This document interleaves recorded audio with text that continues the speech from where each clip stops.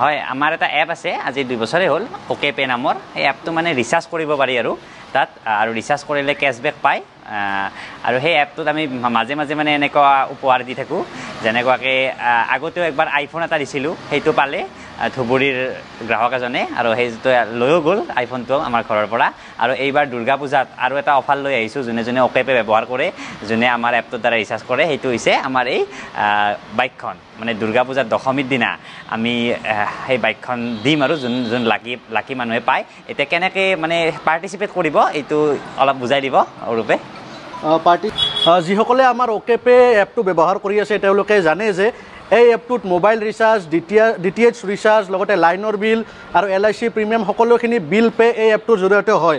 আৰু আপোনালোকে বেলেগ বজাৰত বহুত কেইটা এপ আছে যাৰ সহায়ত ৰিচাৰ্জ কৰিলে তাৰমানে ওলোটাকৈ আমি টেক্স দিব লাগে, 1 টকাৰ পৰা 2 টকা। যদি আপোনালোকে অ'কে পে এপটো ব্যৱহাৰ কৰে তেতিয়াহ'লে আপোনালোকে কোনো ধৰণৰ এক্সট্ৰা ফিজ দিব নালাগে। ওলোটাকে আপোনালোকে আমাৰ অ'কে পেৰ ফালৰ পৰা আপ টু 5%, 5 টকালৈকে কেছবেক পাবহে। গতিকে আজি যি আমি বাইকখন লৈছোঁ, আমাৰ এজন লাকি গ্ৰাহকে এই বাইকখন পাব। গিভৱে আমি এটা কৰিম, আৰু তাৰ কাৰণে কিছুমান আমাৰ ক্ৰাইটেৰিয়া ৰখা আছে। সেইটো আপোনালোকে যদি জানিব বিচাৰে তেতিয়াহ'লে আপোনালোকে প্লে ষ্ট'ৰত গৈ OKPE এপটো টাইপ কৰি ডাউনলোড কৰক, আৰু এপটোত আপোনালোকে কি কি ক্ৰাইটেৰিয়া আছে, কি কৰিলে আপোনালোকে বাইকখন ল'ব পাৰিব, তেতিয়াহ'লে গম পাব। এপটো ডাউনলোড কৰি আপোনালোকে তাতে চালে গম পাব।